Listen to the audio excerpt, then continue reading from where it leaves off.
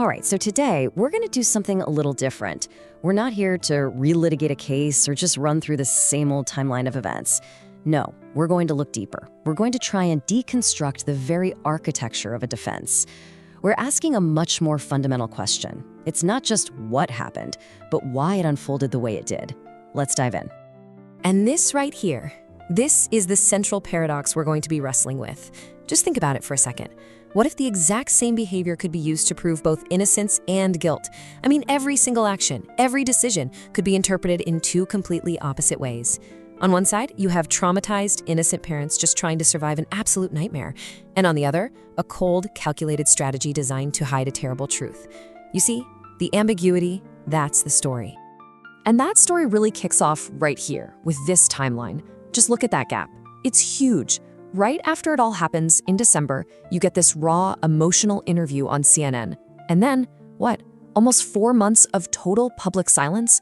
Just private legal negotiations going on behind the scenes before the first formal police interviews ever happen? That 4 months delay, that gap, it's the foundation for everything we're going to talk about. It really makes you wonder, what on earth was going on during that time? Which brings us perfectly to our first major theme, time. You know, in a situation like this, time isn't just something that passes by. It's not passive. It becomes an active tool, almost like a form of currency. And the big question is, what was that currency being spent on? So this is where it gets really fascinating, because this lays out our core dilemma perfectly. Look at these two interpretations. On one hand, you can see the delay as a totally understandable, even necessary psychological process. I mean, trauma shatters your memory, right? The brain literally needs time to heal, to try and piece together a coherent story from total chaos. An innocent person would absolutely need that time just to be able to communicate their truth without completely falling apart or having their words twisted. But then you flip the coin. From a purely strategic point of view, time is a guilty person's best friend. It gives them a massive advantage. It's time to watch the police, see what cards they're holding, and then build a story that neatly fits all the known facts. And maybe most importantly, it's time for the physical evidence. You know, the fibers, the DNA, the little trace memories to just fade away. And the crazy thing is, both of these interpretations are completely logical. Okay, so how could a defensive story start to feel, well, real, even to the person telling it? This is where we need to talk about a really key psychological concept, motivated reasoning. Now, this isn't just about someone deciding to lie. It's way deeper than that. It's an unconscious process where your mind starts building justifications and explanations to protect itself, to protect your ego from a truth that's just too unbearable to face.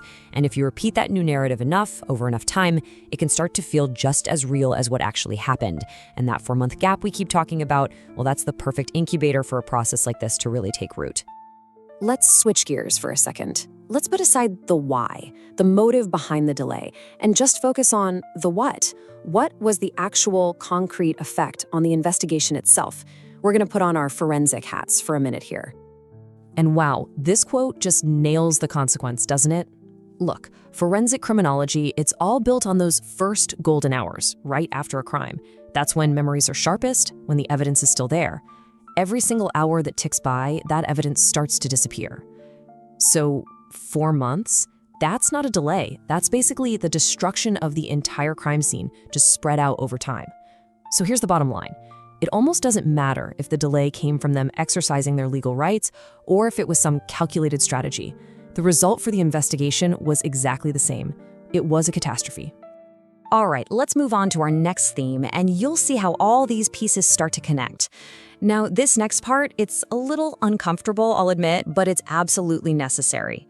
We have to look at the line between real, genuine suffering and the public performance of suffering, and what happens when that line gets so blurry you can't tell them apart anymore.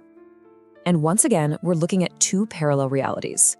That very public display of grief on CNN, well, it could be a totally innocent, desperate cry for validation, a way to scream at the world, look at my pain, acknowledge this is real.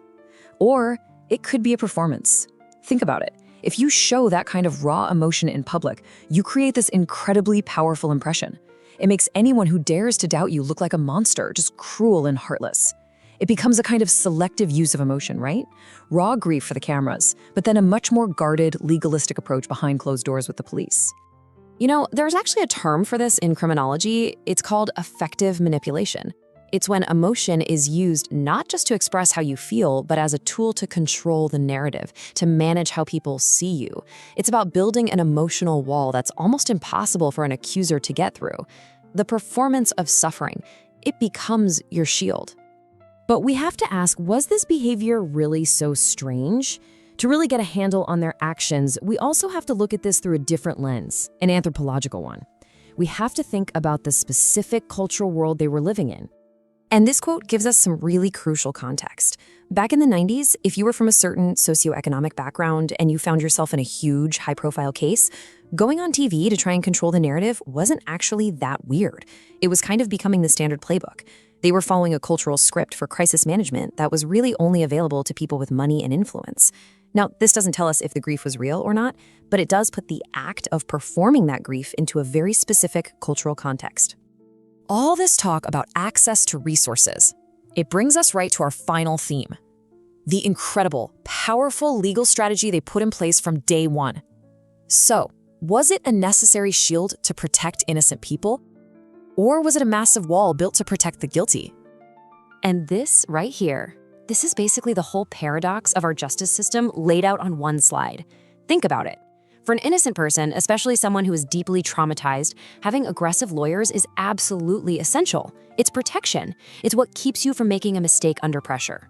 But for a guilty person, that exact same legal fortress does something else entirely.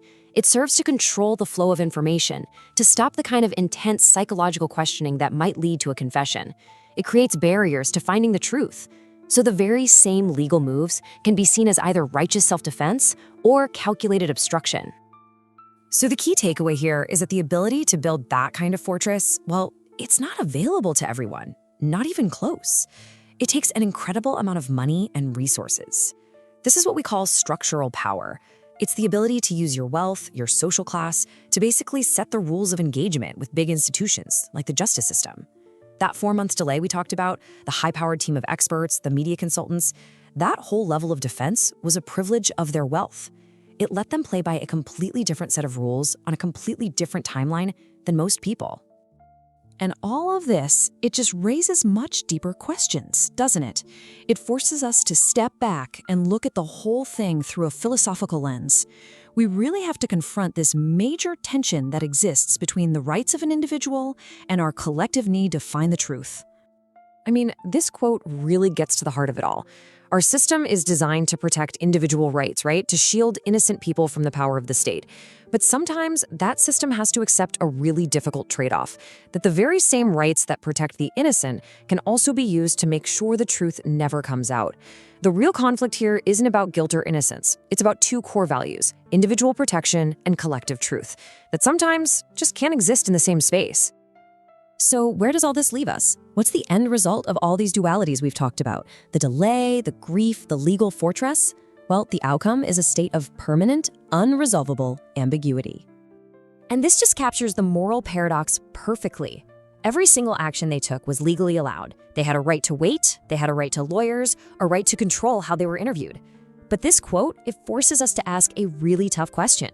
Can you do everything you have a legal right to do and still end up contributing to a massive injustice?